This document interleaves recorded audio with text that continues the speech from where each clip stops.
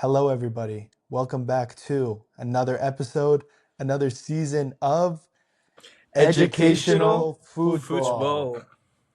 Oh, wow. We are so excited and ready and happy to get started this season.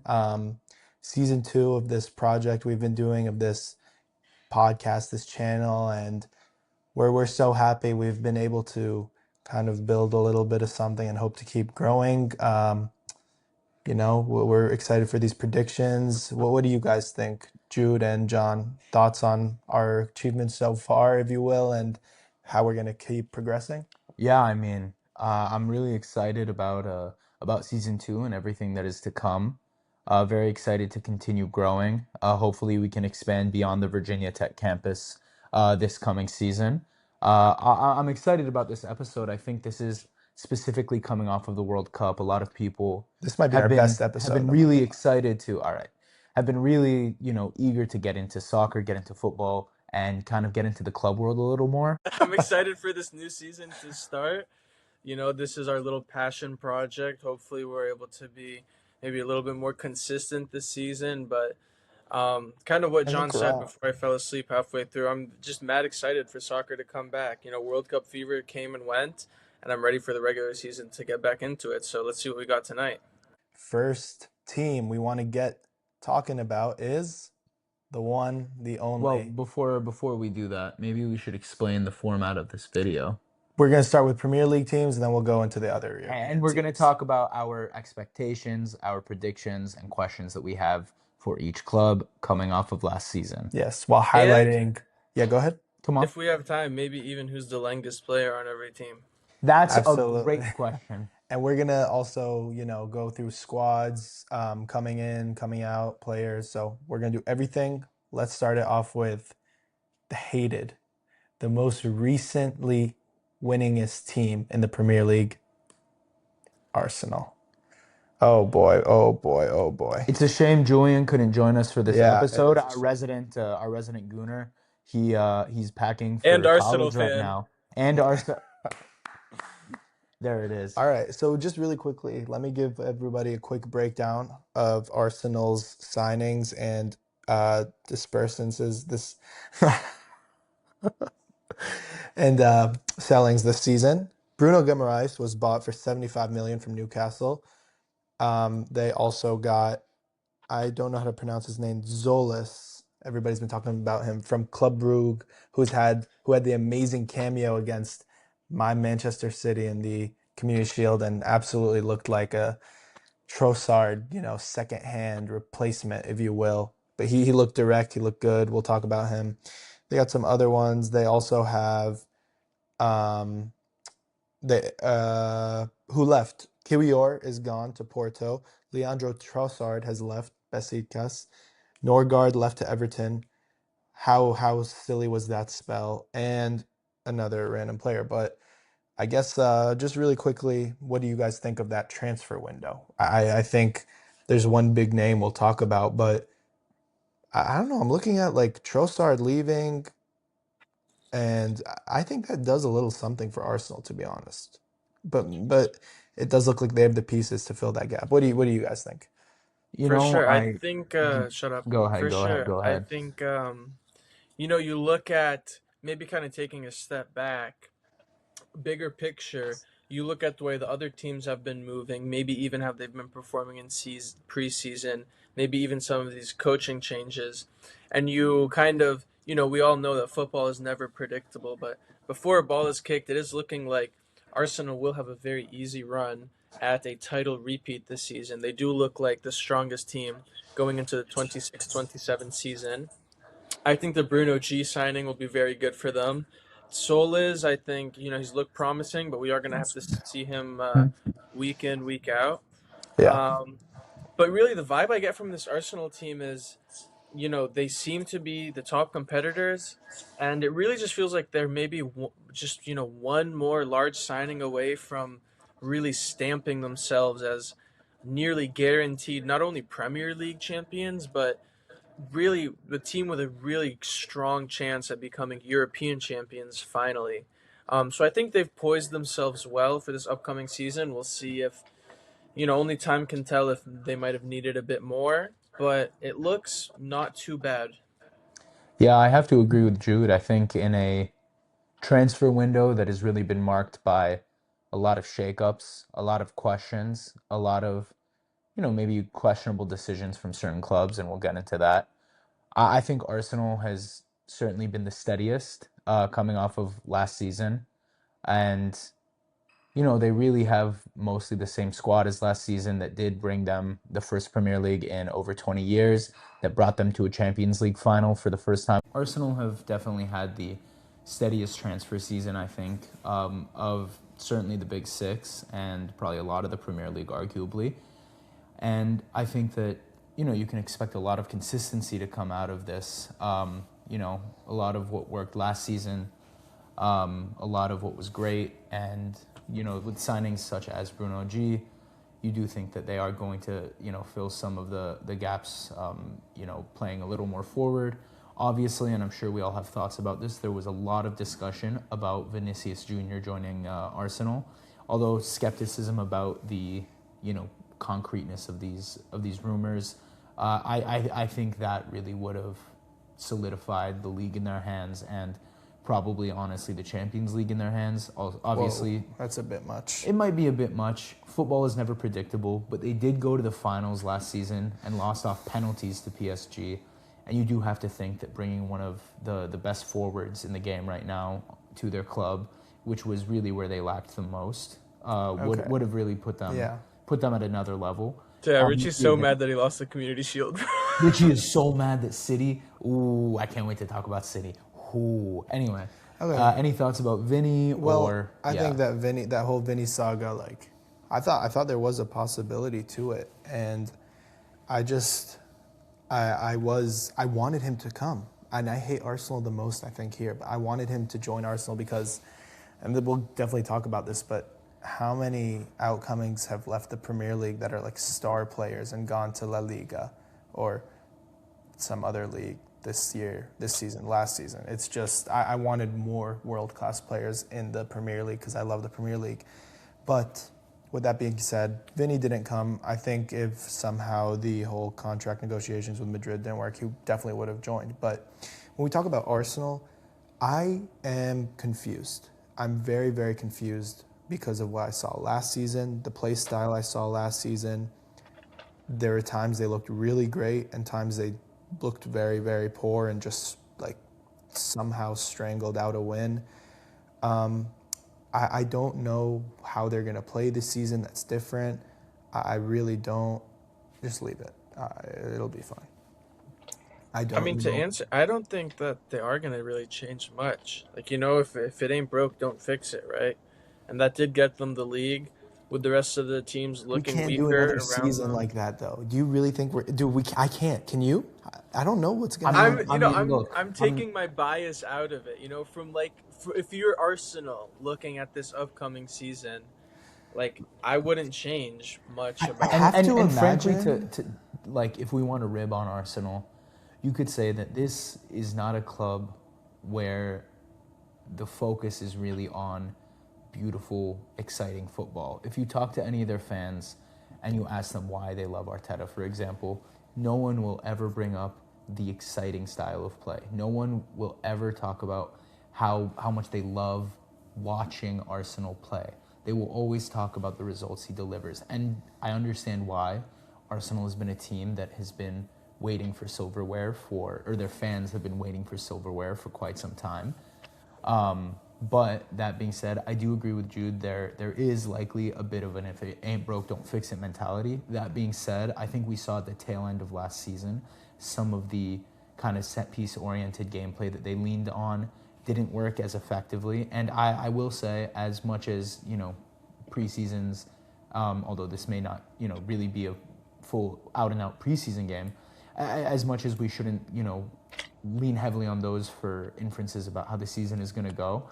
If you watched how they played against City in the Community Shield game, they did have some very dynamic moments. I think it was their second or third goal was very, I thought, a really great goal. Their first one with the threw a ball for Yeah, no and I reason. think So you thought that Arsenal played well against Man City in the Community Shield Yes. game? Yeah, that's right.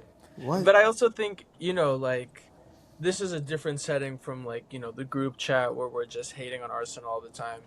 Like playing devil's advocate here, like I mean, why if the league and the referees are going to allow you to continue getting Which it away almost looks with like they what would. Arsenal was getting away with last season, which did lead them to a title. I mean, you're not going to find a single Arsenal fan that complains about. I mean, other than like Lee Gunner or some shit that does it for Can interactions. I Like say something? nobody's going to complain if they're winning, dude. I think we might get some complaints. I think the next like evolution or improvement for Arsenal is to make the play style better. Seriously, I don't. But that comes after That's winning, a bro. that's a You long got to and get they've won Project. and they've won. One cup, I No, don't think.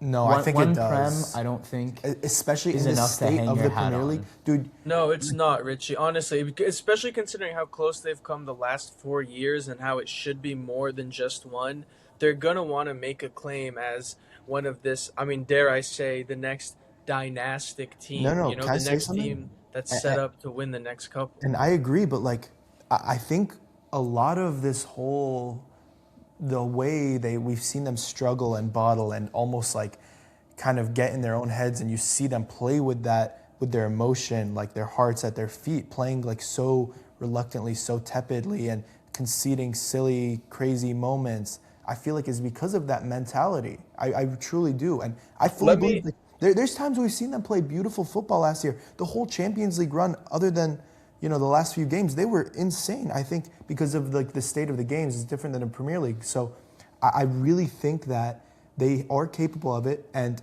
this game, the Premier League being theirs, I think it actually has like given them new breath. The way I saw them play against the Community Shield game, there are times like they're just absorbing the pressure and they go for it and they don't care. They have like you can kind of see like this in the way they play, the way they move the ball, the way like their posture is even. You can tell where their mentality is. I saw something I haven't seen before. They absolutely bossed Manchester City, a team that beat them 2 times in arguably the two most important games last season, just a couple months ago, and they bossed them. I think mentally they've overcome this, and they look to me like treble-winning City. Not like obviously the same standards, but like their body language, the way they carried themselves, the way their demeanor on the game, they just like didn't care, and it was ruthless, and that is what's scary if they are able to adapt to that and maintain that.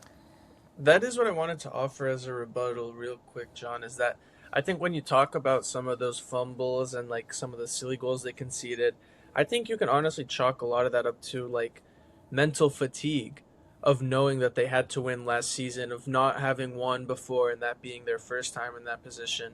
So I think after getting that Premier League title, it's a given that they're going to be more confident on the pitch, play with a little more confidence, but they're also just going to keep doing what won them the title. And if they're allowed to get away with it, then you can't really fault them for Fair. that because at the end of the day, like football is about winning. After 2000, after their last title, before this one, Arsenal were known as the team that yeah they might play liquid football, but they always fall short. They're never good enough to win any major trophies. I'm sure if you asked any fan in that time frame, they'd switch. I mean, like 99% of fans would switch that in a heartbeat to be winners. So Yeah, yeah. Yeah. Okay, well, I guess that's all. That's all right. I guess we should talk about the players we're looking at on the screen. We can start with Saliba, and he's kind of a representation of the defense as a whole. Do we see Arsenal's defense coming into this season with the same strength they had? I know Saliba has injuries.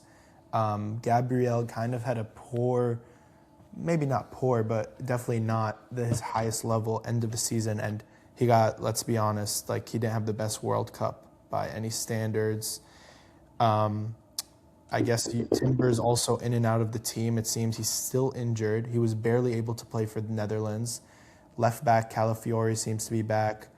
What are we thinking about defensively? Are they going to stay the same? I think just by virtue of that being the core of their team, they are going to stay the same. The injury to Saliba is a big concern just because that is one of the talismans of Arsenal, and it may take him some time to get back in the team and get back Yeah. firing at full fitness. But I guess it's at times like this where when everybody was laughing at the absurd amount of defenders they were signing throughout all of last season. At least now Arteta has the option to plug and play a lot of these guys who Right. have trained under him, who do know the system, who can play both out wide and at center back. So I don't think, honestly, I don't think it's obviously gonna be a knock on them, but I don't think the effect is gonna be as major as it might be in another team where they Yeah, yeah, have somebody of absolutely. that Saliba caliber. Yeah, Absolutely. defensively they have a deep bench, and on Saliba specifically, Arsenal also did recently sign a new contract with Saliba for 5 years, which obviously like we It's don't going really to give know. Madrid problems in 2 years. Yeah, and we don't really know like how his injury is going, so on and so forth. But I do think that does indicate that they have confidence that he's going to be coming back in full fitness Yeah. and will be a long-term valuable player to their team. And yeah, I mean defensively is where Arsenal really does thrive. It's really one of the big components that carried them to victory in the Prem and to the final of the Champions League last season. So obviously things change, but I think that same philosophy and that same ethos is going to remain the priority. And clearly, whatever decisions Arteta has been making defensively have been going very well for Arsenal. I don't see a reason to doubt that would continue to be the case. Definitely. Thoughts on Saka? How is he going to come into the season? Have we seen the end of the best, most rapid, twitchy, get at you, Saka? Is he now going to have to revert to kind of lingering on the wing, getting the ball and finding that cross instead of always cutting in and stuff? Have we seen the end of explosive Saka? This is a serious, scary thought. I personally, honestly think, again, anything's possible, but I think we have. I think that he's just had too many injuries, and there's no real indication that that's going to change, and he's going to have to adapt his play style to remain a player that can last in the long term and that can be a serious, consistent threat. That being said, I do believe that Saka can pull that off. I think he can be a very solid out-and-out winger, but I don't think that he can keep playing that same explosive play style and keep risking, the future of his career for it. I do kind of have to agree. I mean, the overplaying of Saka these past couple seasons has been a major talking point when discussing Arsenal. And you look at how he finished last season, injury ridden. When he was back in the team, we saw that it wasn't the same, and it really looked like he gave everything he had um, for that title. We did see him in the World Cup playing on limited minutes. Some Very some limited. some good performances, some Yeah. not so great performances, but I think just by virtue of the way the roster is built and the fact that Madueke can come in, but he's somebody that you kind of want to have rotating with Saka as opposed to being your main guy while Saka takes a back seat. I think it'll just be tough. It just really depends, I think, on how well Arteta can manage him. But what we've been shown from Arteta concerning that isn't too promising. So it's always sad to write off a player like that, It and you want really to be is. cautious when you do so. But it's And it's very up in the air at this point. yeah, and he's gonna be fine and be able to play, but it's just about if what is he? He's not even 26, and we're worried about his, peak athleticness being gone. So that's why we're a little bit scared. Finally, you're looking at Declan Rice, the midfield. We know he's exhausted. We know his nerve issues or nerve pain. We know he It has, seems like it really caught up to him by the end of the World Cup. And yeah, and I think did he play the Community Shield? yeah, he played. He came on. He came on as a sub.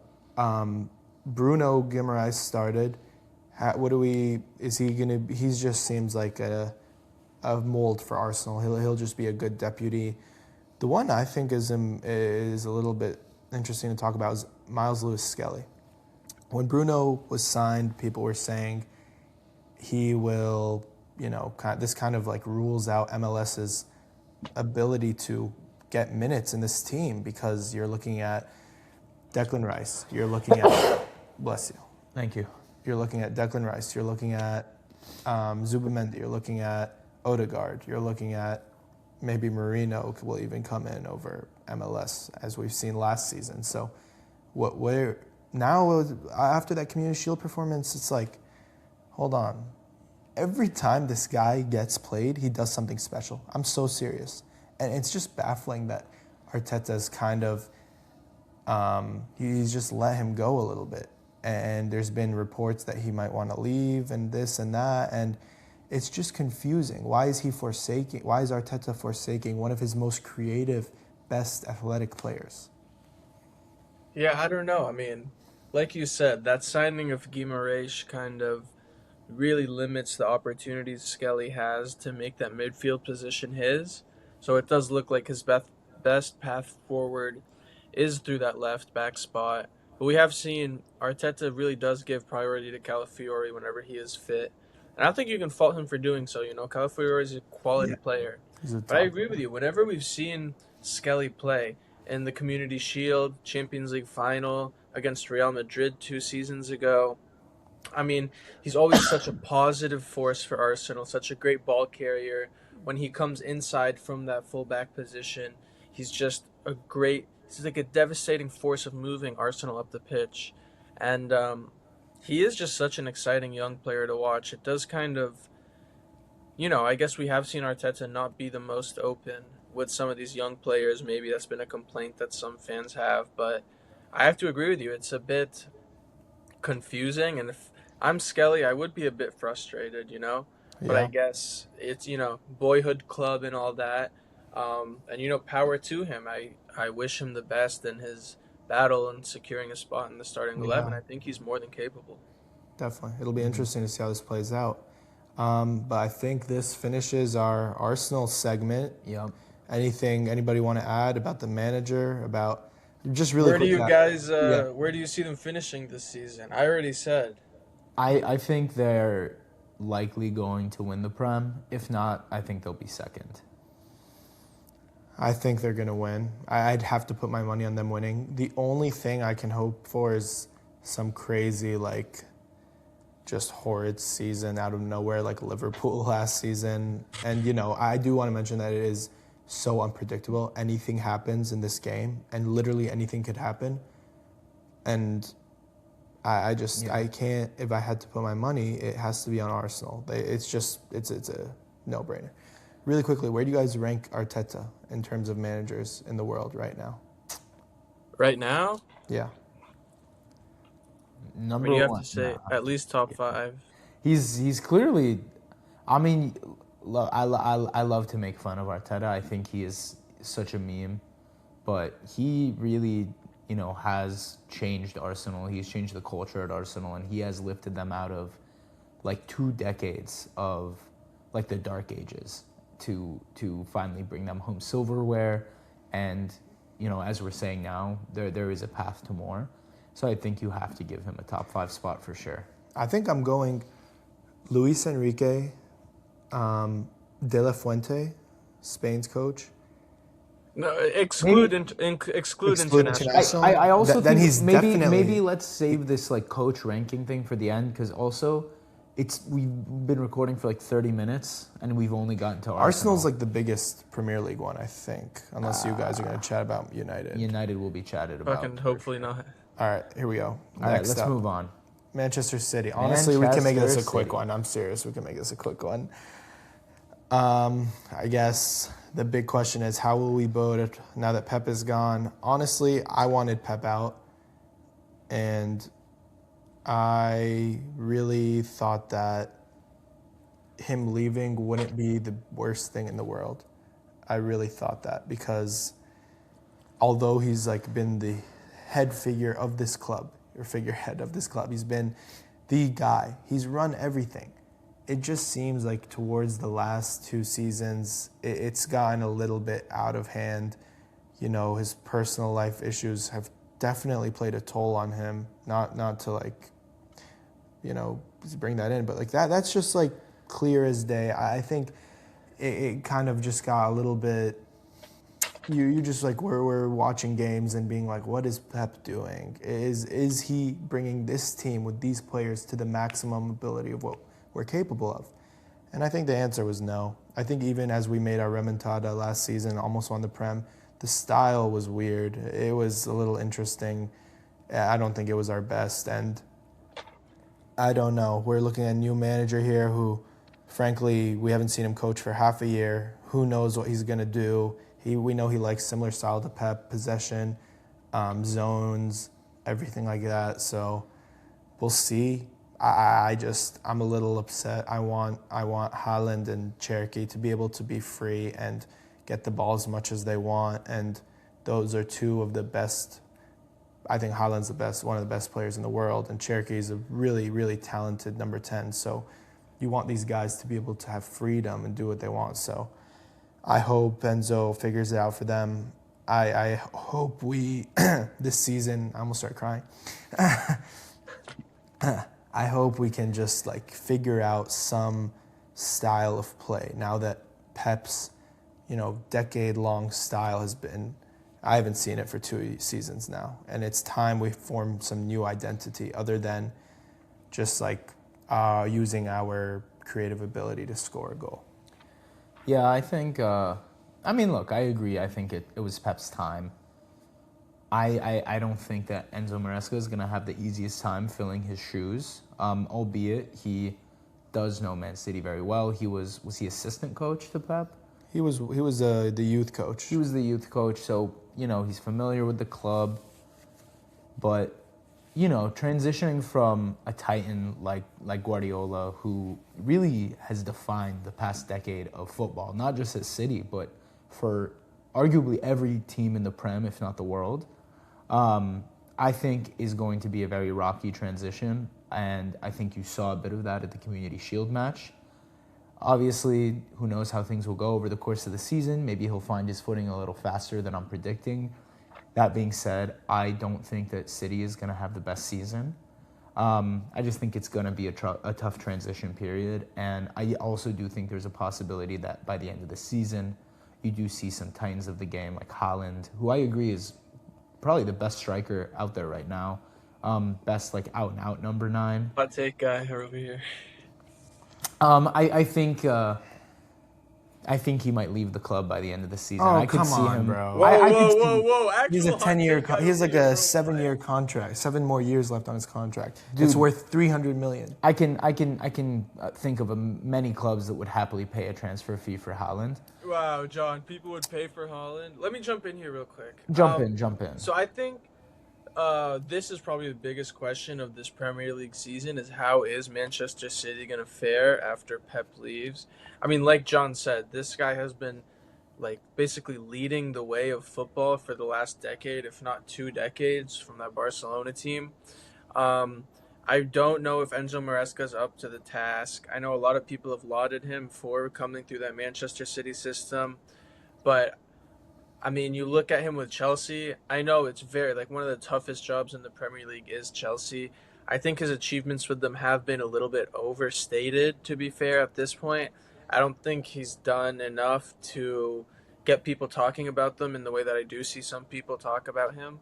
I think he's getting a little bit overrated, but I mean, you have to say this is probably the hardest job of this season, or across the globe, if not the past couple of years, replacing Pep Guardiola. It sounds ridiculous to even say. So I think he is going to have a super tough time. I think when it comes that to they intentionally picked a guy that kind of looks like Pep? Yeah, and the guy that Alright. mogged, he's trying to kiss the No, camera. he's actually, Alright. I picked that picture on purpose. But I don't know. I think you look at what Richie said about identity. Even if you play some sort of possession style of football, we've seen so many teams try that and even come up against Pep's Man City and just fail to deliver. So, I mean, I don't know what the next step is here for Maresca. I think he is under so much pressure, and I feel bad for the guy. But you look at that squad, and you kind of feel like there is a large expectation on him to deliver, fair or not. So, I think he's in a rough spot. If I'm looking at identity, dude, I'm putting all my eggs in the Erling Haaland basket. And I know that he goes through some very cold patches of the season, but You look at the way that Pep was playing with Holland, you could argue that Pep wasn't even playing to Holland's strengths as much as maybe he should have been, especially lately before he left the club. I mean, you look at, like Richie said, the creator that we've seen Cherokee can be. Maybe you get a couple other guys and just funnel them, have them funneling into Holland throughout a lot of the game and just supplement him. From an amateur's point of view, that seems like a good way to go forward, but I feel bad for Maresca, bro. It's going to be a rocky, rocky road. It's just a lot of disorder and honestly, like so much randomness and questions in the air. I wonder what it's like there in the facilities. This is the first time I can remember since being a Man City fan where it's been so uncertain. To be fair, that's only been like 10 years. It's not. I'm 20 years old, so that's half my life. Yeah, not the slam you wanted. Richie, you're But just really 27, quickly, I want to say, Man City picked up Elliot Do Anderson. the highlights only. Don't read the whole list. I am. Manchester City picked up Elliot Anderson, and he's kind of like seen as maybe the holding midfielder savior as Rodri's left. We've also let go of James Trafford, Bernardo Silva, John Stones, Manuel Akanji, Nathan Ake, and last season you got rid of De Bruyne, Gundogan. Man, this is like Don't forget about Rodri. and Rodri this season. Sorry, that is everybody.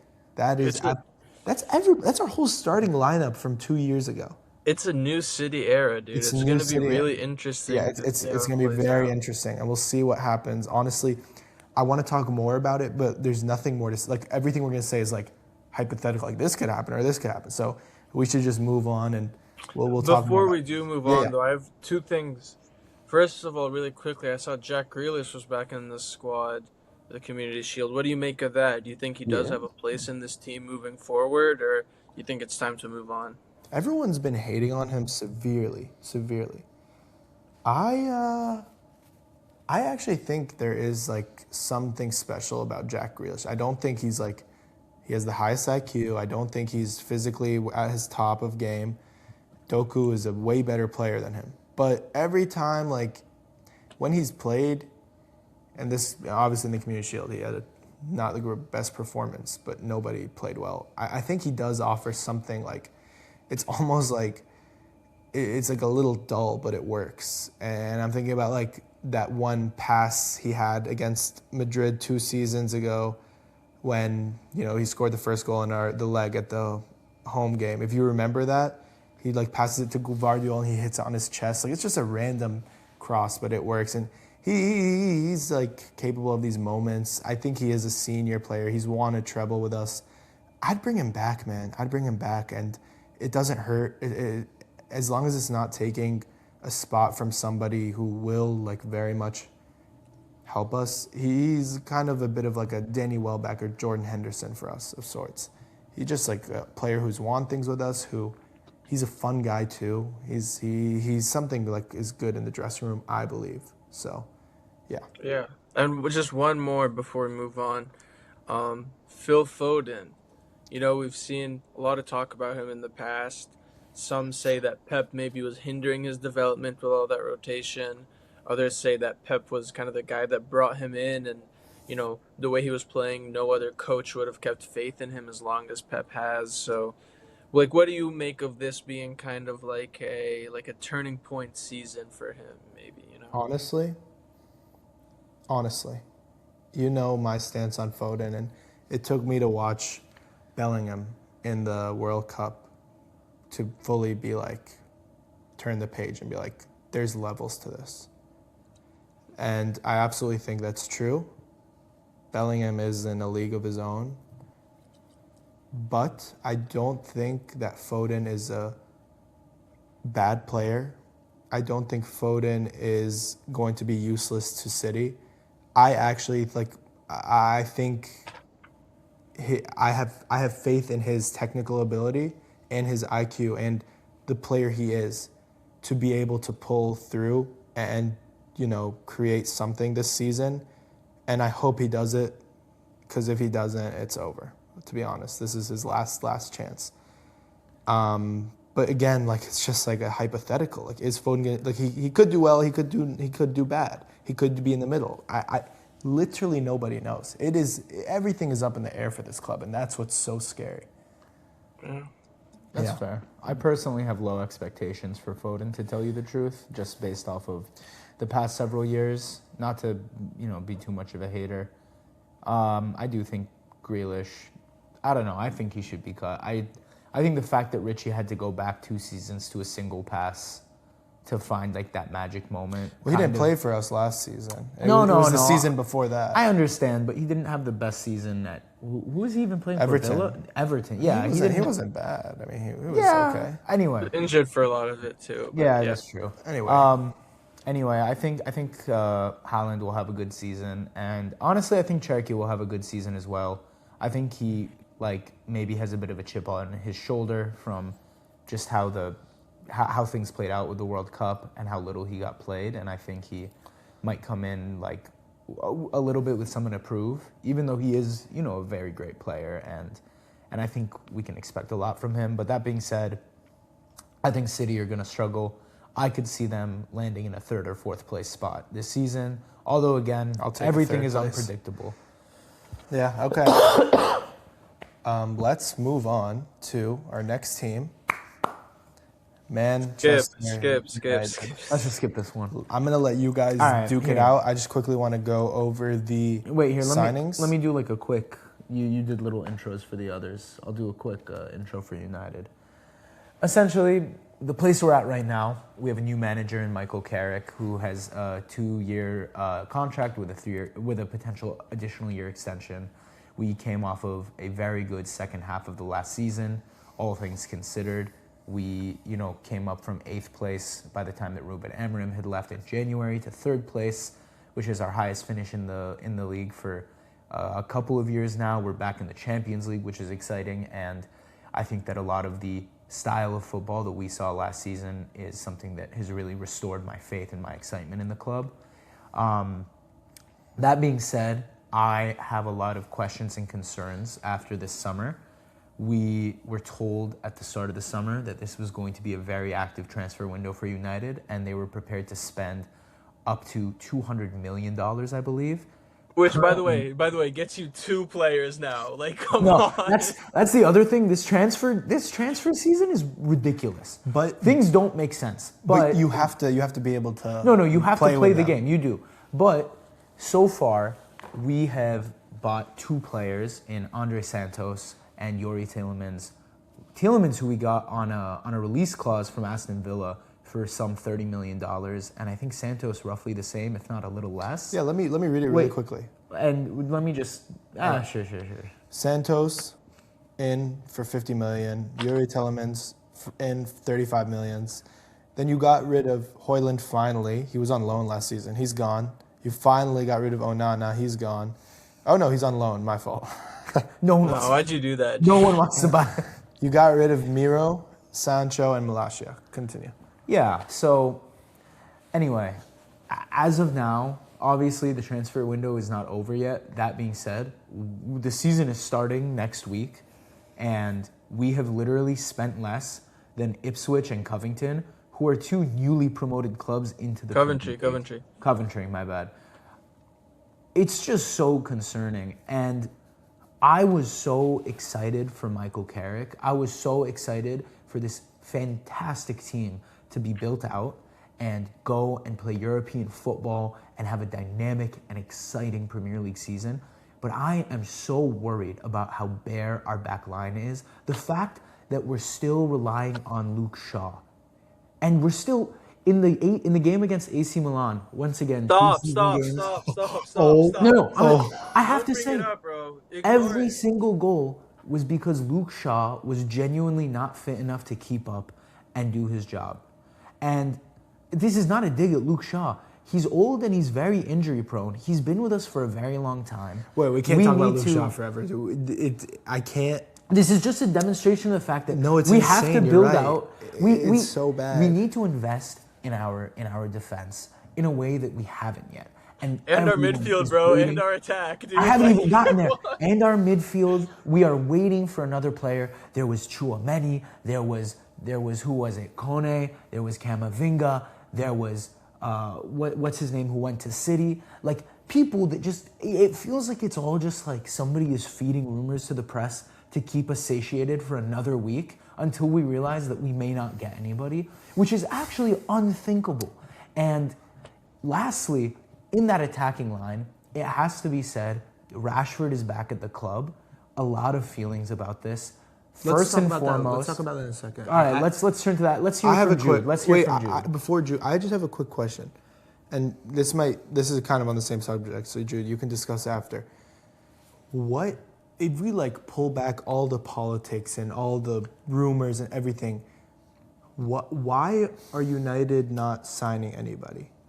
right. What is going on with Give it to United? us. Give it Because to us, Jude. there's some things we know they need. They told us things they were gonna do. Why are they lying? Who is lying? Who is there a clash between Carrick's Ineos. wants and the board's wants? Yes. Well, I need answers because this is the most confusing subject in football. It is a disillusion. It doesn't make sense. All right. First of all, let me just say, the fact that fat fucking leech, Jadon Sancho, was on our books until this season That's crazy. is a Travis. Until this season, dude. When did until he sign? 2026. What year did he Bro, sign? he signed in like 2020, 2021 or something. Yeah. That's bad. Look, I mean, it's such a cop out to just blame the board for everything, but genuinely, Ineos is like, it's just clownery, dude. It's just so much foreplay, so much talk, and they're giving us nothing. What, a couple of weeks ago when we bought Tielemans, I was stupid, dude. I let myself feel a little bit of excitement. I was like, maybe we'll sign another quality player. I genuinely thought Ineos was playing chess when they signed Tielemans. I was like, oh, they're on another level that I just don't understand yet. And it's a good bit of business, you know. It's not It is. expensive It is at a good all. bit of business. He might be a bit older or whatever, but that's still a quality piece you're bringing into the team to supplement the midfield that needs it so badly.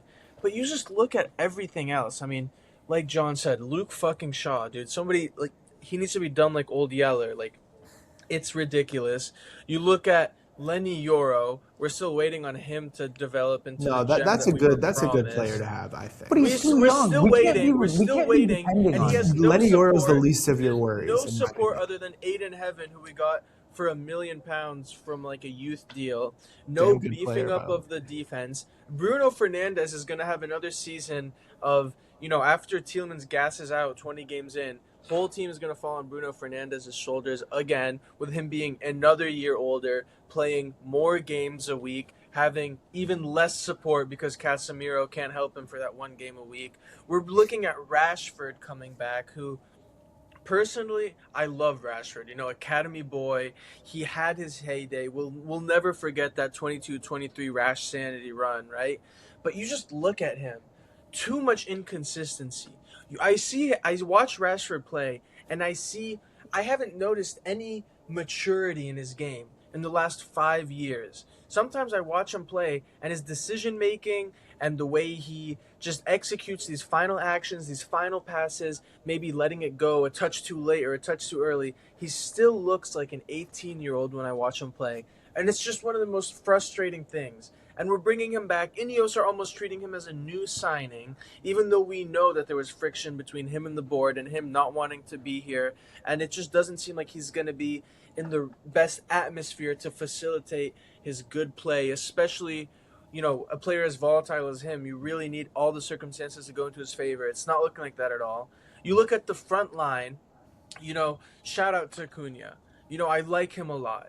He's not that superstar player. Mbuemo, we saw him putter out at the end of the season. I mean, Sesko, we saw flashes, but the dude was coming off the bench. And that's way different than leading Manchester United week in, week out, 2 games a week, and, performing at that level. Every top team needs a 20-goal striker or one player you can look at on your team to be that numbers guy. And none of the front 3 are reliable enough to be that. None of them are good enough really to put those numbers up consistently through a league season with a European campaign alongside it.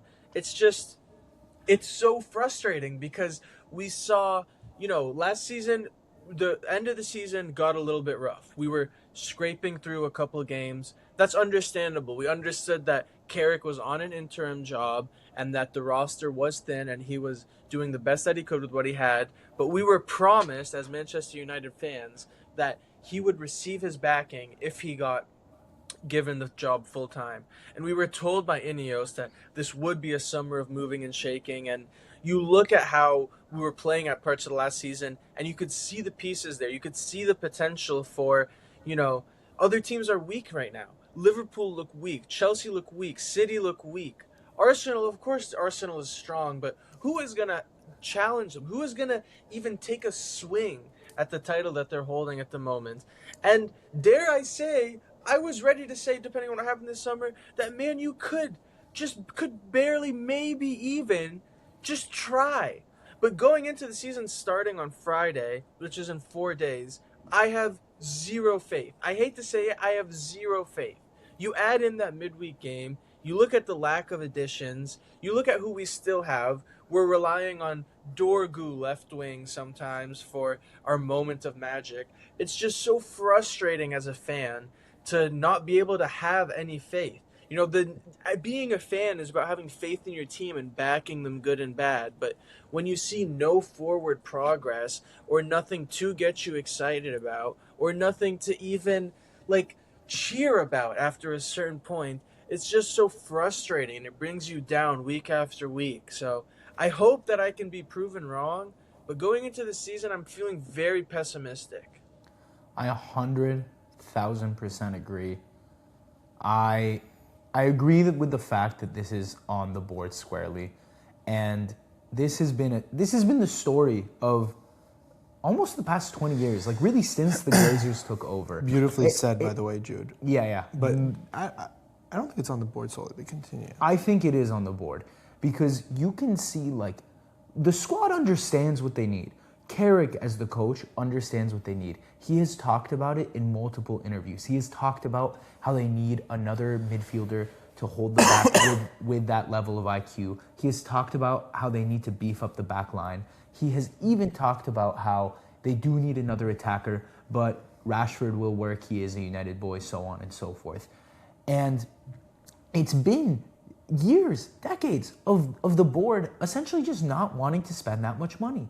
But again, at the start of this summer, the board literally came out and said, we are ready to spend up to $200 million. Right now, when you factor in the sales, we have spent like $38 million. We have spent less than a quarter of our ceiling. And not because we're in a comfortable spot. I feel very uncomfortable. And I agree with Jude. I actually do think that if we had made some really dynamic transfers this season, this summer, I would have been here putting United in the conversation for winning the Prem.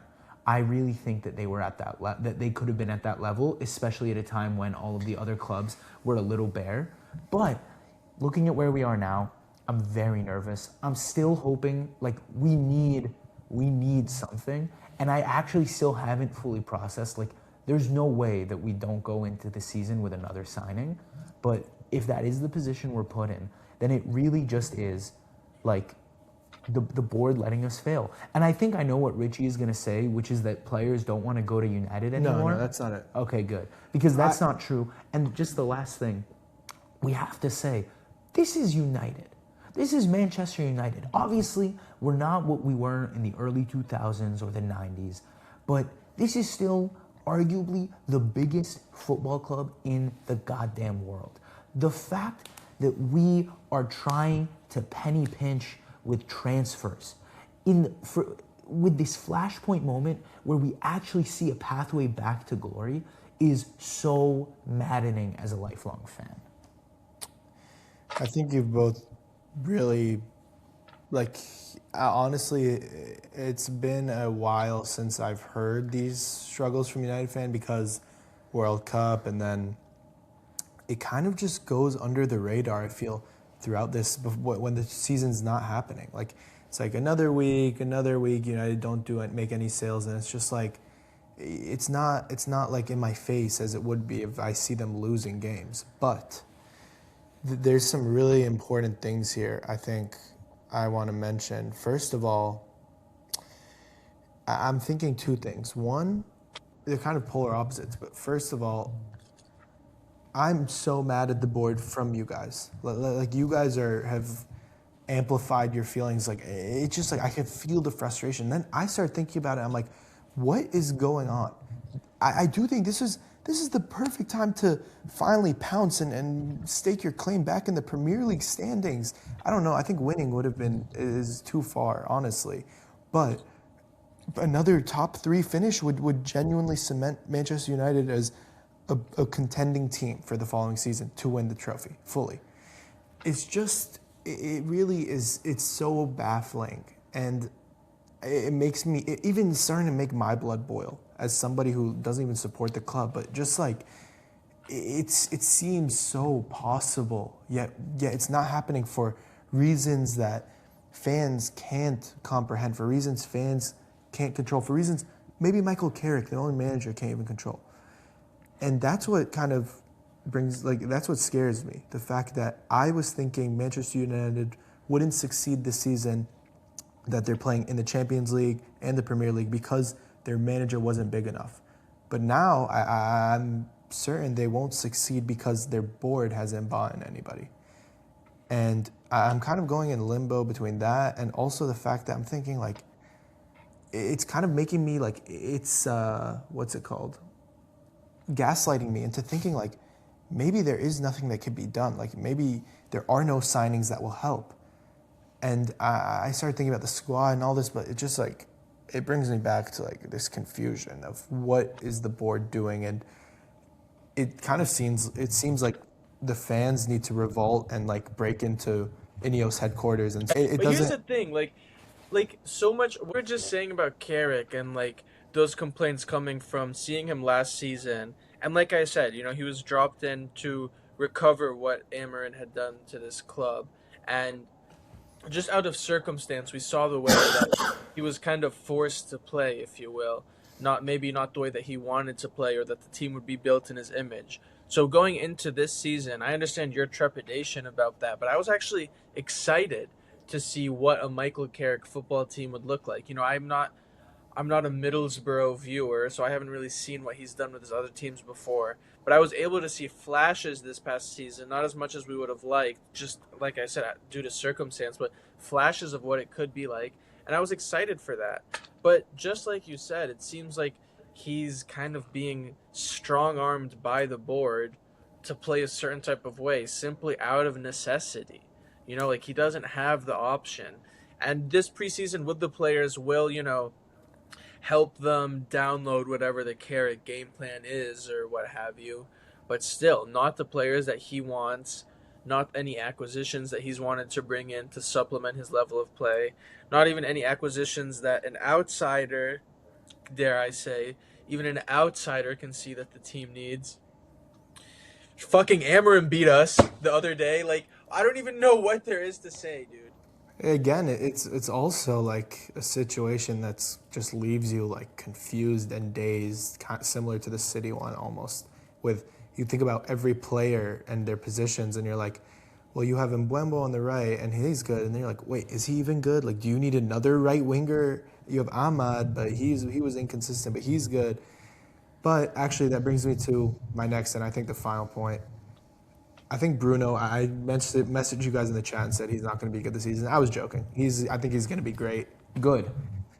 There are two players who I think have the capability to raise Manchester United's ceiling by a lot, and also if they don't perform, can also lower that ceiling a lot. That is Kobe Mainu and Amad Diallo. And I want to ask you both where you see them performing this season. I personally, again, I'm feeling very anxious about going into the season in general. I have high hopes for both of those players. I think that Kobe Mainu is such a phenomenal young talent.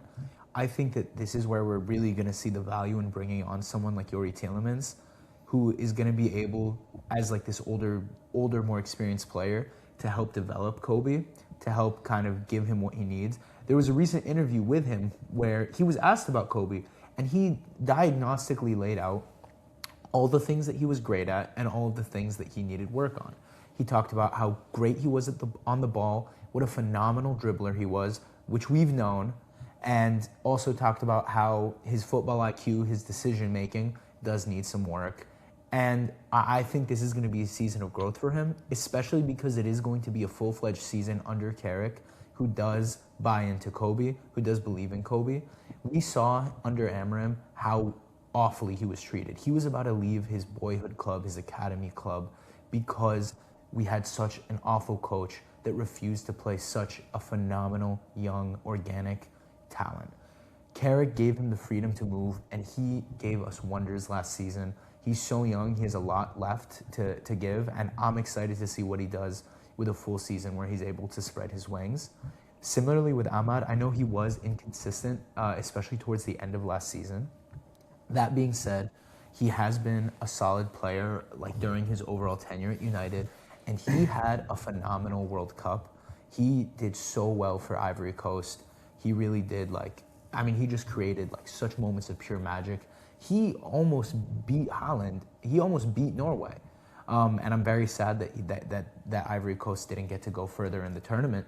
But that being said, I think he's a player that thrives on confidence, and I'm excited to see him kind of moving with the confidence and the bounce from a great World Cup.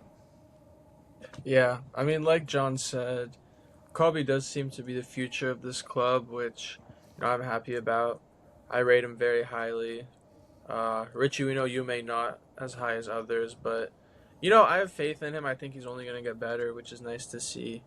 Ahmad, it's a tough one. What was it? 2 goals all of last season, and yes, Whoa. I didn't know that. Never mind.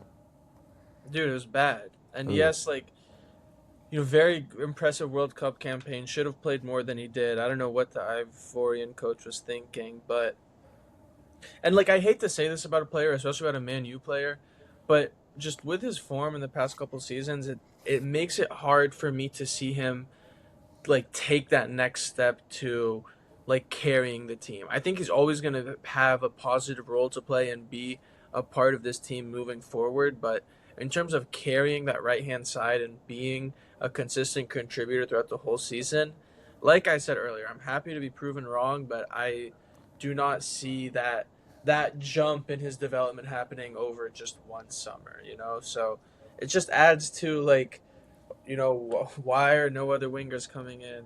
Bro, next team, please, next team.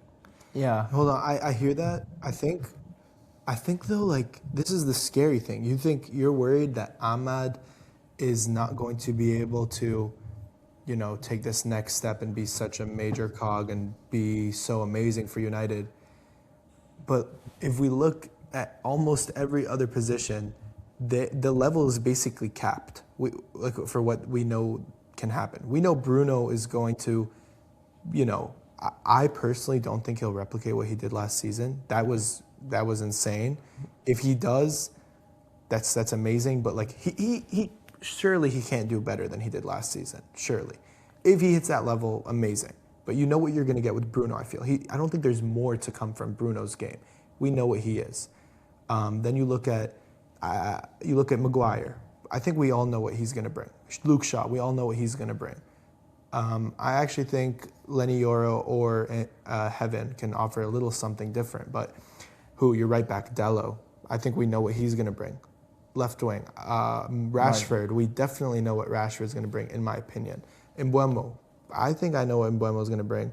Sesko, I'm not sure about Sesko. He's another one. But Mainu, Sesko, maybe Heaven, I think, and hopefully Ahmad. Those are the players who, you have even have a chance at bringing something special.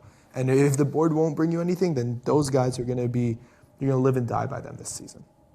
Yeah, that's true. And just to weigh on the Rashford conversation, he didn't want to come back, and frankly, United didn't really want him to come back.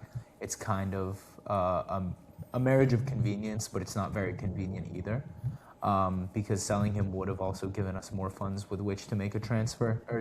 More funds with which to sit in the fucking bank for Ineos. Huh? Honestly, never mind. Let me back it up. But I hear what you're saying about Rashford, about how inconsistent he can be, how wishy-washy he can be. and how much his emotion and what is going on outside, like off of the pitch, weighs on him on the pitch. And I think there are going to be a lot of eyes on him, which does give me a lot of concern. That being said, I think that there are a few little things that do make me feel like at least a little steadier about it. First and foremost, I don't think there's the attention on him that there was when he left United or around the time he left United. Incorrect, bro. I don't Bro, know. him coming back is going to be such a big deal. That's another reason I think it's bad for him is because, like, he's so scrutinized every time he is at United, and it's like, That's true. like but him coming back adds a whole other thing. It's like more than if he had just stayed and gets regularly scrutinized like he did. It's like, oh, Rashford came back and he sucks. Like, why did you even come back, you bitch?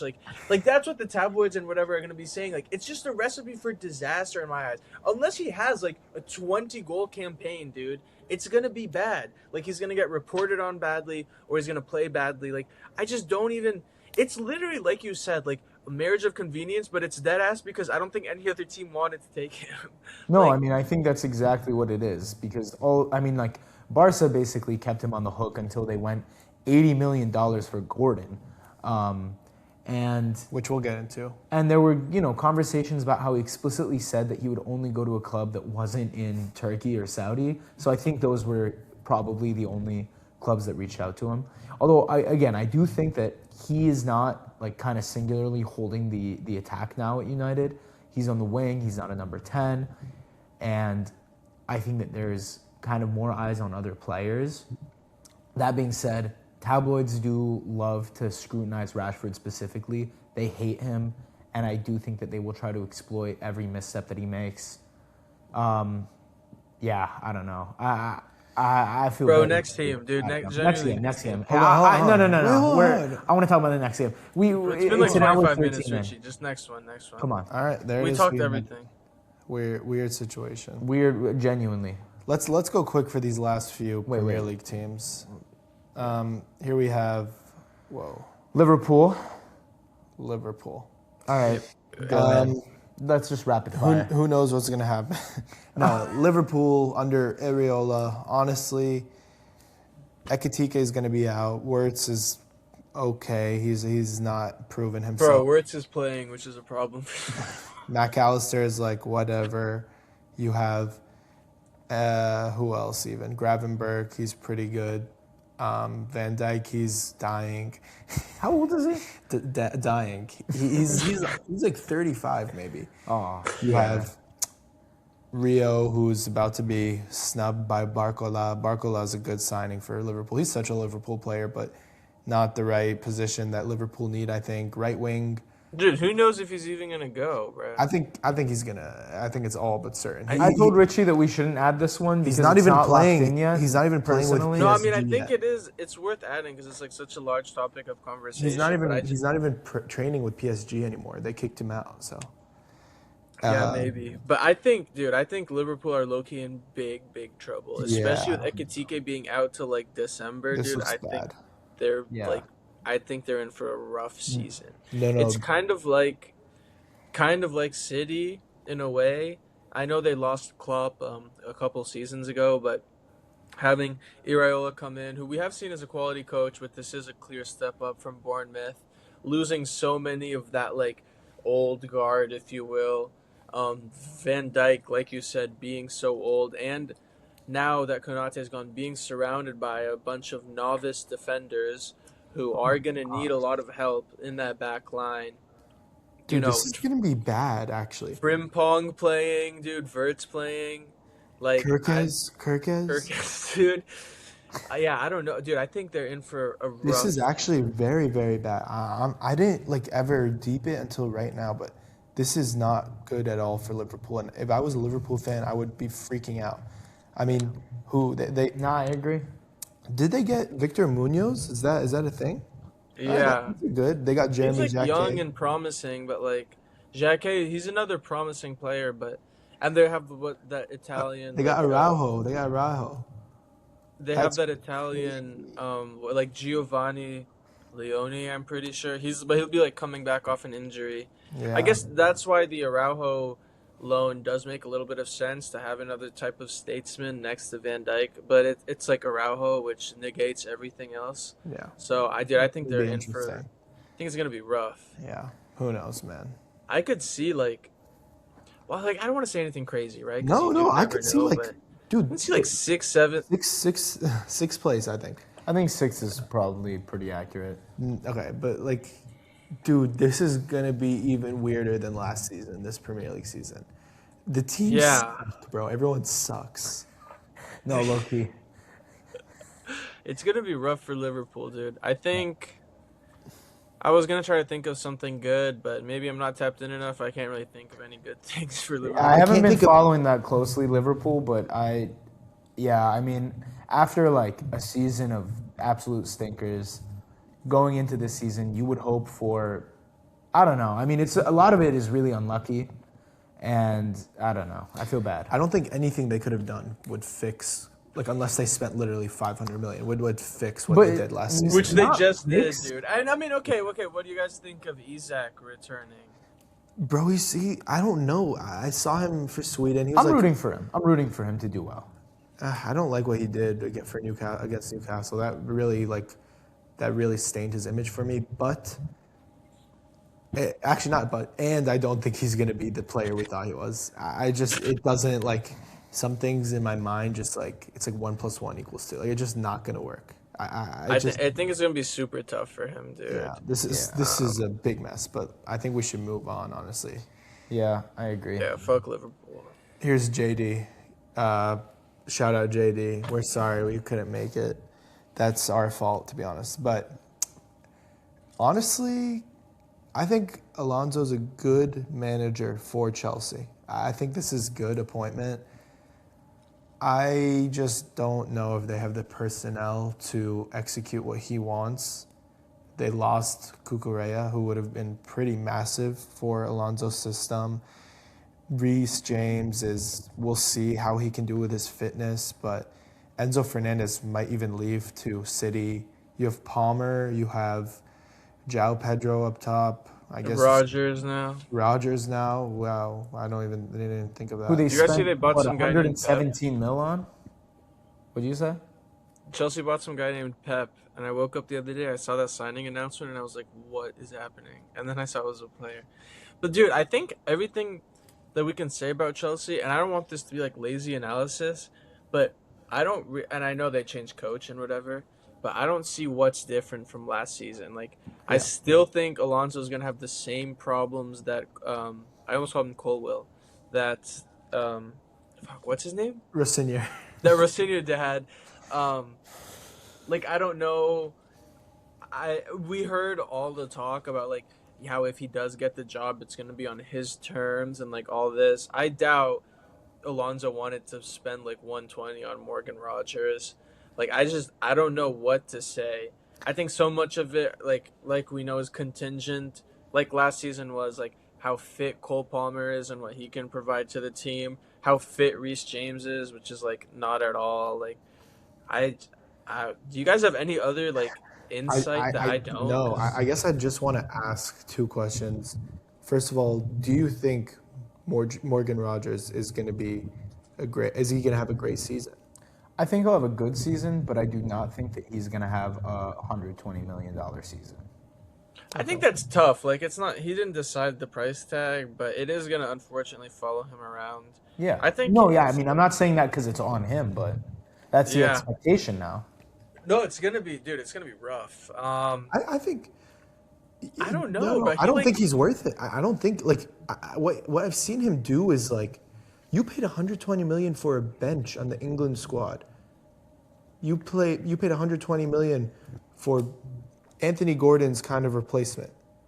Yeah, I guess the idea is like he can play in the midfield and kind of off the left. Who's Chelsea's left winger right now? Couldn't tell you.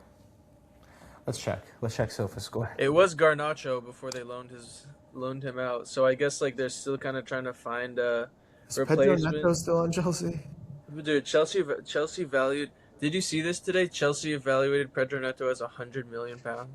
Oh boy, oh boy, oh Dude, boy. so it's like you see things like that, and it's like, bruh, like, I don't think Morgan Rogers is gonna have an insane season. Me neither. Honestly, I think the team is just too crowded. I don't. Gusto. Gusto's a fucking fullback, his buddy, but yeah. So like, I think that's probably what Alonso will probably like. I mean, maybe even have to do is shift him out wide a little bit. That but could work, honestly, a little bit. But he's You not have- even like he's not even an out and out winger. Like I don't see good things happening for Chelsea. That being said, if you win like I feel like this season, if you win like 5 games in a row, That's gonna like, be a big deal. You You're finish prob- top 5.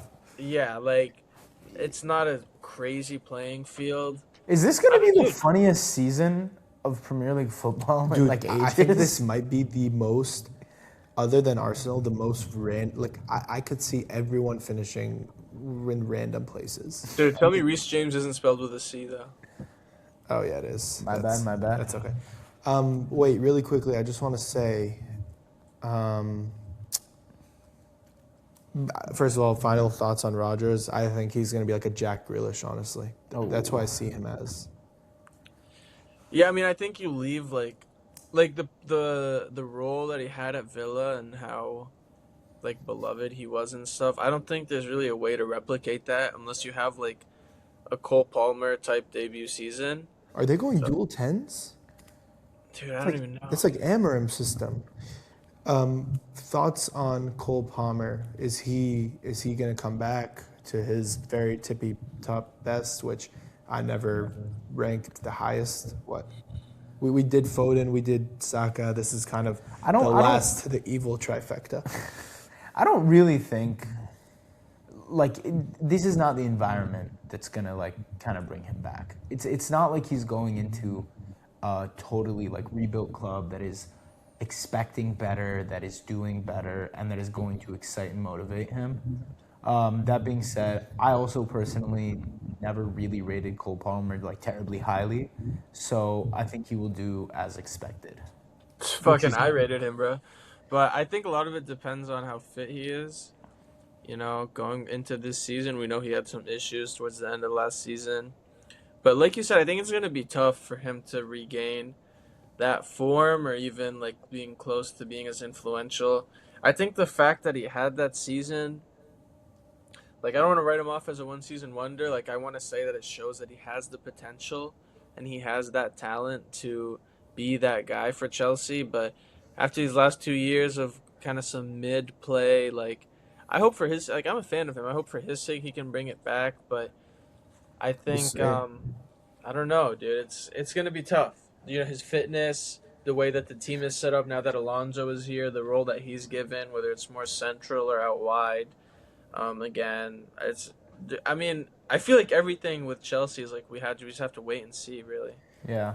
All right, I think let's just keep going. Is there anything like worth it that you want to add? I actually do think there's something worth it. Not about Chelsea, but just like about this recurring theme of like we have to wait and see what's going to happen for all these teams. Like, why is this the case? Why is everything so uncertain? Is it the state of the Premier League? Is it the state of transfers and how everybody's left? It's because all but one of the teams that we're talking about have a new manager. And there you go. I think it's like just a massive transitional period for a lot of these large teams, like trying to figure out their new identity. Insane. And it makes sense that Arsenal thrives when everyone else is in like their rebuild period. Yeah. Facts. But like all these new managers are because these clubs have not been doing well for the. I mean, I think it's just also the passage of time, you know, like How did this all fall? Honestly, it's literally just time though. Like I don't. It's think just it was time. one- You can't really like. It's like in infinite universes, there's infinite. Yeah, it's like the stars possibilities. aligned. Dude thinks we're in Endgame or something. No, but seriously, I'm looking at Chelsea. I'm looking at Manchester United, and you guys are pathetic. Look, Liverpool, Hey, City, man, fuck you. Liverpool. Let City What do you take a say break. fuck me for? Let City. No, take, no, I'm saying it to him. Let City take a break. Arsenal just won. Liverpool just won. Manchester United and Chelsea have been shit for so long. It's actually ruining the Premier League. I can't wait for Man City point deduction to finally hit, and you get relegated. No, dude, now. it's honestly Oh, pathetic. John, you Let's keep going. sweet innocent baby still holding on to Man City. I know it's never happening. Oh yeah, there's this by the way. All right, let's just like This takes 5 seconds. honestly, Dude, why? honestly, Okay, tell me hot though. take. Tell me why Tottenham are finishing above Man U this season. No, They're hot finishing take, second place. hot take. Second Tottenham place. had like the best transfer window of any of these teams. They're gonna finish second place. I'm serious. They're really like, wow. They no. might They do actually it. might. No, because they're gonna with United not making any signings, Tottenham will win. They'll definitely beat Liverpool. Chelsea is gonna be like Chelsea might just like stop playing on the and then Manchester City always lose to Spurs, so they're gonna in the 2 games they play them, they're gonna destroy them and they're gonna come on top from goal differential and finish in second place behind Arsenal. Actually, it's gonna be such the a craziest thing ever. No, but seriously, Is this the season Tottenham won the Prem? I guess Tottenham's the only team we can look at and be like, but we're only saying this because they finished at rock bottom this last season. So there's only okay, but if United or City had the transfer window that Tottenham has had, we'd probably be talking a lot more highly of them. They've actually been making very like substantial moves. But that's the thing. Like they saw themselves finish poorly, and it's like, yeah, that should never happen. And we all wanted them to get relegated and whatever. But they saw that they were in a very, very troubling spot, and they went out, dude, and they made shit shake. Like they made big signings, and that's all you can do in this off season. Is if you see yourself perform poorly, all you can do is bring in new talent and hope that your coach is able to figure it out. Which, like, I mean, so far they've done everything correctly. Like, De Zerbi is going to be interesting. I could see him doing pretty well, honestly. Yeah. I think especially because of what we were saying about just like this landscape. I mean, I guess it applies to every team, but yeah, you could see him doing well. He seems to have the pieces for it now. Like, I'm pretty interested in Tottenham. I feel like this also happens a lot with Tottenham. Is like they do have some good business here and there, and we're like, wow, I can't wait to see what Tottenham do, and it's the same old. But I'll fall into that trap again, dude. Whatever. Me too. Well, yeah, why not? What do we have to lose? I will too. What do we have to lose, Because bro? everybody's Everyone's just ass and everyone's shit. a little weak. All right, let's move on. So now those are the big 6 of the Prem. We're going to talk about some other teams There's more. beyond England. Yeah, so we're going to go into La Liga now, and let's talk about. Actually, never mind. No, sorry. we're not going to talk about it. Honorary mentions. Let's see what happens. We're Anyway, skipping skip. All right, so let's talk about Real Madrid. Let's talk about Jose Mourinho. Say Real. Yeah. All right. I redo- think it's over. Let's talk about Real Madrid. think it's Let's over? talk about Jose Mourinho. Dude, I think it's over. I don't know what Jose Mourinho in 2026 has to offer your team. Yo, we watched that documentary last night. I think he could do it. I'm not gonna lie. Shut up, John. He's shut a up, magic maker. He's John, a magic maker. shut up. Yeah, that documentary was filmed like that. They were showing shit from 20 years ago. It was bruh. genuinely a No, he's promo right. for No, it this was. season, by the way. But can you scoot over a little bit? no. But the thing I want to ask is, like, we know this Vinny thing kind of can be seen. Actually, I'll ask that as a question. But Jose came in 20 years ago, or maybe like 15, because the dressing room was such a mess, and because they had all these like the exact same thing it is right now. Can he do this? Can he straighten these people out? We saw. First of all, well, here's the thing. First of all, not the same Jose Mourinho, bro. Like I think that's the most important thing that you have to mention is that it's just not like he's not even that guy anymore. Second of all, the problem is that like Mbappe and Vinny play the same position, so it's different from just like handling a bunch of egos and making them work together on the field. It's like tactically, how are you going to make this work on the field? Which I just don't think he has. First of all, it's never really been his forte, is that like attacking prowess type of football. And second of all, like, bro, it's like I don't even know like how many times I have to say this. Like 2026, and you're being Jose Mourinho. It's like the literal like ultimate Florentino aura gamble, where he's like give them a big name and they'll shut up. Like, and he's not even a big name anymore, dude. It's Jose Mourinho. But do you think, like, I know he hasn't been the same level of manager that he used to be, but it's not like his like physical ability is gone. Like, can he conjure up something now that he's back? No, it's the same thing as like Pep with last season, dude. Like Jose Mourinho. I know, but he's taking a break from the top. What was his most notable achievement? Was like 3 or 4 years ago. He got like what? He finished second in the Conference League. He lost the final with Roma. Like that's what I. think That's he his won a last trophy with largest Roma. achievement. I He know. won the Conference League. He lost the Europa League on penalties. Like Right. that's the last major thing he's done in his career, and he's only been getting older, and he's still been coaching, and we've seen him not be a great coach in these years. Like I don't know I don't know. I like. Okay, I hear that. Do you think that? Do you think that, especially after this World Cup, you're looking at three players on the screen right here. Mbappe, arguably the best player in this World Cup, one of them. Right next to him on his right, another one of the best players of this World Cup, who hit, I think personally, different heights. Different. We've seen him 2 seasons ago or three, when whatever that was, when he had his absolute debut masterclass of a season for Madrid, and everybody was, calling him the next best midfielder, number 10 in the world. And I think he took a break from that for a little bit, but he definitely showed it in his England's campaign in the World Cup. So how are you going to have Mbappe, who is honestly occupying similar areas as Bellingham, accompanied with Vinny, who's occupying similar positions as Mbappe? Is there a way this can even be saved? Is there a way this can be tactically restored? I think Dude, I don't know. It's the same question that it's been for the last couple seasons. And I can't even stress enough how insane it is that you bring in Jose Mourinho to try Dude, to it's solve so it. insane in my work. It's so insane in my work. I'm actually really rooting for it. Watch the doc, Jude. Watch the doc. I'm Dude, really tonight. rooting. That might be my viewing tonight. You have to. by the Really way. not bad. Really not bad. Is it episodes or one thing? 3 episodes, but How each is long? like an hour and a half or something, or an hour. 50 minutes each. All right. Anyway, that being said, yeah, I mean, look, Real Madrid should have got Rodri, and I think they should have sold Vinny. I think that would have set them up to be a real contender for I La Liga agree. this season.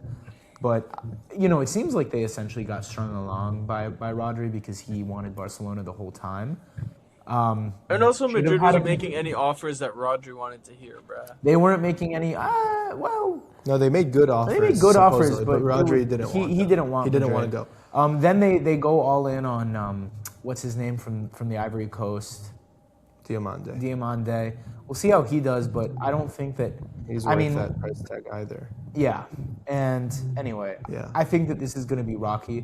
Be I do strange. think that Jose does have the potential to sort out the locker room issues. However, I agree that unlike 10 years ago or 15 years ago, the issues transcend the locker room here. They are tactical, and you just these are puzzle pieces that don't fit together. By the way, in the documentary, as Jose's career progresses, his turmoil in the locker rooms becomes more He and actually more goes crazy. Yeah, it becomes worse and worse. So I think he is. No, I think he mellowed out. I think he was took it like Roma. Who was he just Fenerbahce. with? Fenerbahce. Benfica. And Benfica. So now he's gone to therapy a little, and now he's Yo, I want you to say those three teams out loud again, and then say Real Madrid, and tell me this isn't batshit, dude. Jude, really quickly. just you wait. Jude, really quickly. Would you have sold Vinny for Rodri? Assuming Rodri would have came. Here's the thing with that question. Let me ask you this: is Mbappe playing on the wing, or is he playing striker? He's playing striker. He is a striker now. I think that's his position. But you have to assume he's going to occupy these left wing areas as he pleases. So you're going to have somebody a little more reserved, not as dominant as a Vinny. Like Diomande on the left would work with Vinny up top, I think. Jude is sad Or just sorry, with thinking about that. Mbappe By up the top. way, I guess, but I can't tell you. I know it's puss, but I can't even. Hey, fair. It's hard. Let's move It's on. hard to. It's hard, dude. It's hard. I don't know. Let's move on from this strange continuation of this season. Barcelona. Now, this looks like a team that can absolutely do everything they want. yeah, Let me tell you what they did in the transfer window really they quickly. spent 80 mil on Gordon, and they just got Rodri for I think 65 mil. They probably did some other stuff that I'm They not. got Adeyemi. Yeah. Yeah. So they got. They still don't have a striker though, which is very interesting. I think Gordon's gonna play up top. Honestly. Yeah, but even then, he's not an out and out striker. No, because what were they planning on doing with Rafinha then? No, agreed. But I just don't think he's that out and out striker. Is If I this- had to guess, it would probably be kind of a fluid front three type deal. Just Okay, because but there is no out and out striker, like I said. But Wait. yeah, This it's is literally if you think about the Spain team that's so good, they don't have necessarily an out and out striker. Bruh, I mean, Oyarzabal bags for Spain though. Okay, Ferran Torres bagged Like for Barca. even though they are He did. He had a good season. even though Spain like are fluid, like they still kind of have that guy, you know. Dude, I don't think we can say Oyarzabal's that guy. Like he finishes like Okay, one- this is one of your worst takes, bro. For Spain, Dude, he's totally not. that guy. He's not like the best player. He's not one of the best strikers in the world. He's not even a top 10 striker in the world. Honestly, he's not. We're talking about for Spain, dude. Name for me Spain- name me 5 strikers wearing an international jersey that are better than him. Okay, hold on. I will because I think when you see his effect on the game, Do it's it, do it. Hour 40, by the way. Hour 40. Hold on. Do it. He's good because of the system, not because he's some unreal striker who like scores unreal goals that other players can't. It's because he gets But set he's- up. I will. Ready? Haaland. No. Morata played in that system. He's not that guy. Morata's old. That's why you put Marino Oyarzabal's in. old. Marino. Oyarzabal's still able, bro. You put Marino in there. Marino He's can also, play in Arteta's system. Marino has that knack. Dude, you're so shameless, dude. That's no. I'm disgusting. That's serious, bro. I'm disgusting. serious. Name Okay. 5. Name 5. Okay. Haaland, Mbappe. Okay. You have. Like, dude, I'm taking Brobby over Oyarz. No, I'm not. No. Relax. I'm not. Hold on. Give me a second. I'm taking Alvarez over Oyarzabal. I'm not. Oh, come on, dude. Don't do that. In a jersey, in their national team jersey. Yeah, dude. Alvarez won Argentina World Cup 4 years ago. He led the line. He scored monster goals. 4 years ago. Oh, Oyarzabal just won Spain a World Cup leading the line and scoring goals, bro, this year. Oyarzabal is not better for Spain than Alvarez has been for Argentina. Don't do that. No, dude, I disagree. Has he I'm been? putting him over him. Dude, this is wrong. I don't know what this whole football thing has been. This is wrong. All right. Okay. Any other thoughts on Yes. Barcelona? They're gonna be excellent, I think, with Rodri especially. Here's the biggest question. Oh wait, first of all, do we all agree that they're gonna be very good? Yeah. Yeah, I think they probably win the league. Yeah. I guess the only thing I want to ask is, what do you guys think about Pedri's future? Now that Wait, before we get there, when we're talking about winning, do you guys think they can make a real European run this season? Like Yeah. like a better one? I Now think that they they get to have the added semis, Rodri. maybe. now that you have Rodri, anything is possible, really. Anything. I think he does bring that stability that like the Dude. Hansi Flick suicide line that Absolutely. was been their doom. Like I think he's such a big help in that. Exactly. It's gonna mitigate all those horrible things that happened this season, last season. It's gonna be like this is literally the perfect profile you could have gotten. You guys, before I actually get to that, is Lamine gonna be, star Lamine? Are we gonna see him back to his best of Easily, earlier? I think for sure. think I don't so, think that's especially the coming question. off of literally winning a World Cup. I'm Yeah, I very don't excited think for that. Yeah. Now, do you guys think that with the addition of Rodri, I know we saw it in the Spain national team, how Pedri kind of had to take a backseat role because Rodri is so dominant and so ever present, and any team he gets into, he kind of, he becomes the whole presence of that team, the soul of the team. Everything goes through to him, which usually is Pedri. Now that you have Rodri there, what's going to happen with Barcelona and Pedri? I think like. Well, I don't know. What's their midfield right now? It's like You have Pedri, De Jong, and they were using what's his name? Olmo. They were Olmo plays, but they also had what's his name? He starts with a B. He's his number Bernal? 6. Bernal, yeah. Yeah, I mean, I think like in the league, it would probably be like, Rodri a little bit deeper, and then still Pedri and De Jong playing. Because I think like when you look at national football versus league football, especially La Liga, like I think La Liga suits Pedri a lot more, just in terms of the pace in the game and the more facilitator-ish role that he can take over a 38 game period, as opposed to like marking his stamp on one game where it's like do or die. So I think.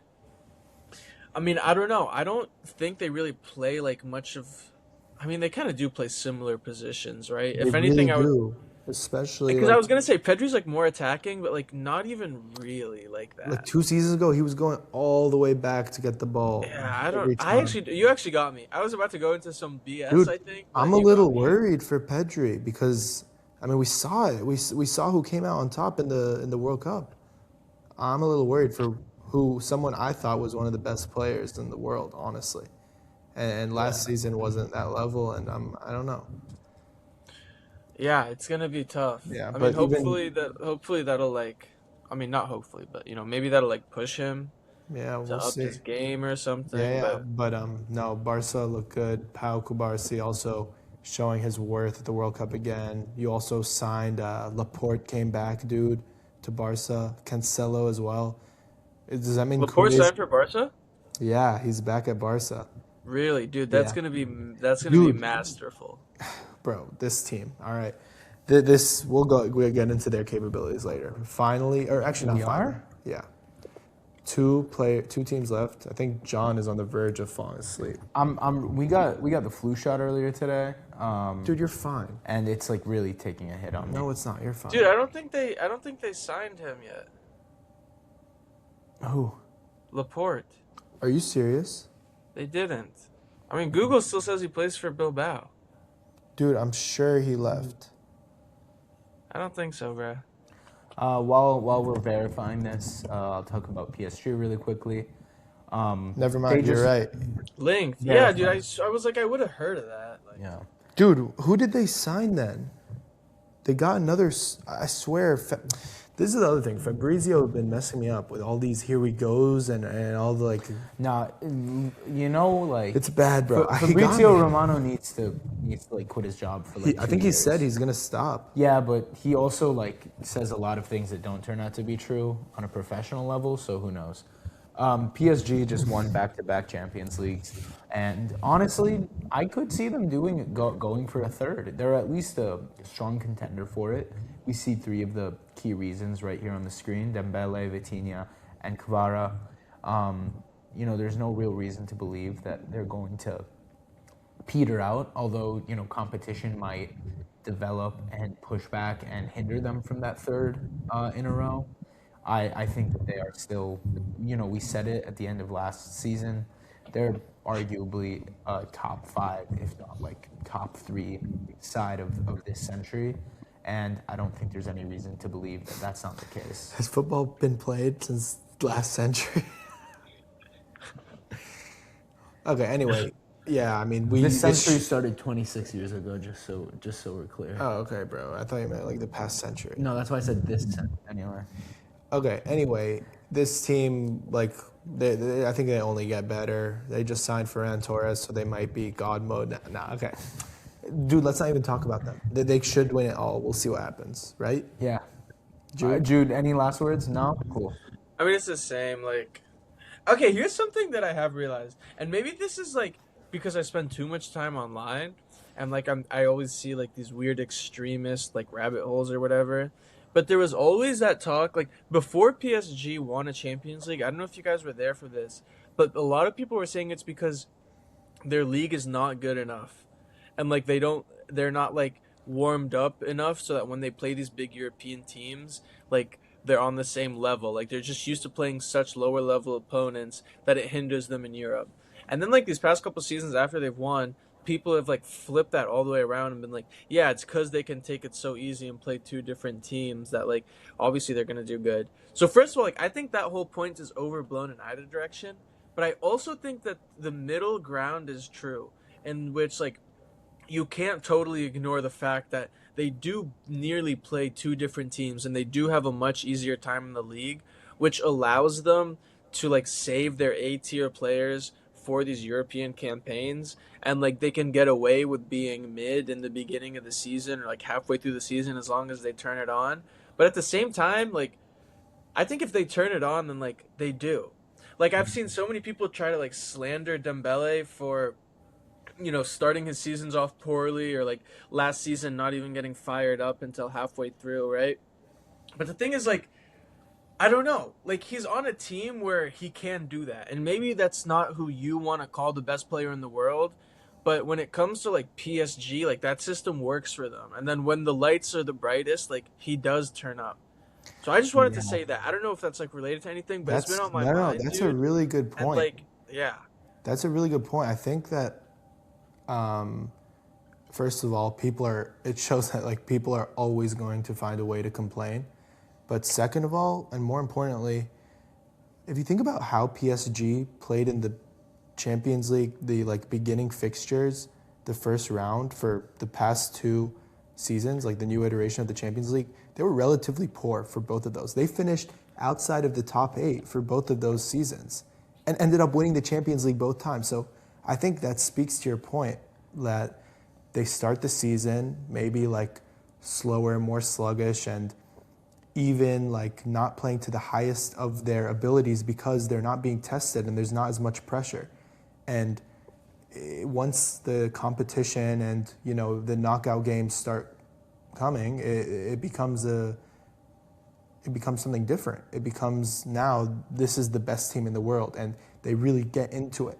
And it's kind of like you almost see that game or that moment where they switch, where the switch flips. I think last season that switch flipped against Manchester City when they beat them. They were down 2-0 and they came back 4-2, and they didn't lose a game after that. They beat every single Premier League team after that. This Was that 2 seasons season, ago? that was 2 seasons ago. That was when they won the Champions League for the first time. Yeah, 2 seasons. Yeah. Then last season, I think like Chelsea, that was a big game for me where they might have even been losing to like the first team they played in the knockouts, maybe Marseille, I forget. But against Chelsea, they were like all tied up at one point, and then switch flipped, and Kvaratskhelia went crazy, and the rest is history. Yeah, So random, but Barcola's goal against Chelsea that game when he hit like the Drogba celebration, that's one of my favorite goals last season, dude. I think that's one of the best ones. I'm gonna pull that up after, but you're really right. They tread this line where they start slower, and maybe you can attribute that to lack in intensity of competition, and then once the competition gets serious, they kind of get going, and it's crazy. That is Yeah. actually a crazy model. To quote. Get ready for some bullshit, bro. Yeah, no, I was like prepping for this one. As to quote Jose Mourinho, quoting Hegel, the truth is in the hole. And as there is constant ways to kind of like degrade a win or punish a loss. We also do have to say that looking at a team like PSG, they clearly have a formula that is working so well, and I don't think that you can dispute that part of it does have to do with the fact that by the time they reach the really competitive stages of the Champions League, their players are still relatively fresh, they're not injured, and they've also found their footing by playing through those earlier games in the league. At the same time, they're still dominating the French league. I can't. When is the last time that they lost it? I don't know. 22. 22. So they are also repeat title holders for 4 years now, 4 seasons now, probably 5 realistically, in Ligue 1. And I think that these are all factors that we do have to consider. On top of the fact that this is an unbelievably elite squad that does go toe to toe with the best teams in Europe, the best teams in the world, and still manages to dominate. Not just squeeze out a win, Champions League final excluded, but to dominate. Yeah. Okay, let's move on to the Final. final team, Thank God. Bayern Munich. Honestly, this is a team has a lot of questions. They're definitely a great team that you could see hitting new heights. They have new talent with Olise, who is ready to shine, I think, and really stake his claim as arguably the best player in the world. You have Leonard Carl, who is very good. Was injured, but he'll be back. You have some other players here and there, but I think the 3 players on the screen are the 3 that we need to talk about. One, let's start with the man, Harry Kane. Is this guy He getting? didn't. He didn't win the World Cup though. Is this guy getting a Ballon d'Or this year? Fuck no. No. No. I think he's gonna do just as good as last season. I mean, we've seen him tear up the Bundesliga for what He scored like 70 goals. last 2 years. Yeah, I mean it's That's impressive, insane, Jude. It's What are you just- saying? dude. Maybe I'm too much of like. I mean, maybe I'm too harsh on him, No, but I you are. still have these like, dude. I hate to say it, like the big game allegations. Like I'm trying to see some more. After you pulled that performance off against Congo, you can't say that anymore. I'm serious. You can't. Okay, I'm sorry, bro. I'm sorry, and I don't mean to diminish that in any way. Like it was a wonderful 2 goals that he scored, but like, those round of like 32. It doesn't matter. That is a big And- game. That is a big game, and When you come up against better teams, you have Jude Bellingham. Harry Kane did Jude freeze? Oh my god. Richie, I got stunned. Like, no, but like when you come up against these bigger name teams with bigger name players, it's like I'm still trying to see some more. Like I feel like the Congo game, it was a big game only because of circumstance. Like it turned into a big game when it shouldn't have been. And yes, I will give him props. He did. That was a wondrous 2 goals to squeeze out, and the second one we just turned and shot it. It's a brilliant piece of like technical genius, and I've never been one to doubt how good he is on the ball or how many goals he can score. It's just about those. It's the same thing with like Holland and finals. What people say about that, like I do want to see a bit of a better record against these larger teams in the more important fixtures. Like I want to see his name come up against the other superstars that we have and come out on top more often than I have seen that happen. Okay, And I think I think that's valid, but if I look at the league, like when we look at the league, you saw what he did against PSG in the round they got knocked out in. He had a crazy performance, bro. He scored multiple goals, assists. He was insane. I think he stepped up very, very valiantly this season. And I think I think he could have been better against PSG. Second leg, I think he could have done more. second leg, okay. I also think you have to account for the fact that he's 34. Is he 34 or 32? He's old. He's old. He's old, and he did hit 70 goals last season. I mean, And yeah, that is worth saying. maybe and I I- am being too harsh. Jude, can I ask you who had a better season, Haaland or Kane? Kane. Jude froze again because he was stunned again. Dude, I feel like low-key the World Cup. How much weight are you giving the World Cup? The World I Cup think weighs really heavily. Holland had a better World Cup than Kane did. Yeah, for sure. He did, right? No, 100%. I think so, especially Yeah, with Norway. Bro, Holland's carrying not getting them. a Ballon But d'Or, though. I don't think it was by leaps and bounds. Like Kane had a good. I guess World if you factor in everything, you would say Kane, just because he did also win. So the you think? league Do you and think stuff. Kane was the best striker this season? I do. Yeah. I think that's a pretty good feat to hold. Honestly, I think like yes, he could have done more, but like I think honestly, like maybe it's still that Tottenham bias I have, but I want to see him win like Dude, a major trophy other than the Bundesliga before I like stamp him. Like I agree that I don't think he's going to be winning the Ballon d'Or this season, but I think you are definitely being too harsh. I think he did have a really phenomenal season. No, and also it's like if Tuchel doesn't switch up everything for delete 154. If Tuchel doesn't change everything for England in the last 40 minutes of that game and ruin every chance he had. No. And Kane progresses. Does this No. whole narrative change? No, because Jude Bellingham, after that Congo game, because it was all on Tuchel, but Kane also could have done more against Argentina, bro. Even before they started Bellingham. scoring. anyone So could have, though. so could everyone Yeah. though. I think Bro, no, because okay, so after could the everyone, Congo but game, you're talking about Ballon d'Or. You're putting his name forward for the Ballon d'Or. Like his standards are higher. Hey, there you go. Fair enough. You Nah, got me. You fair. got me. You got me. I also would say that even if they had progressed, after the Congo game, Kane was not carrying the squad. Bellingham was, by far. Kane did well against Mexico, but Bellingham was the one who was performing. He was the one who performed against I just Norway. got shivers. I just got shivers thinking about those 2 goals against Mexico in those 2 Ooh, minutes again. Mexico Think was about the block. Think about the block. And Though. the block. I actually just got shivers. Mexico was the one. Norway was a weird ass game. Norway was like a upside down game. Anyway, Yeah. Okay. Well, next let's move on. Michael Olise. Do you guys think this guy has the capability to reach the heights of yes, best player in the world next Yeah. season? I think he could. I don't know if he will. All right. If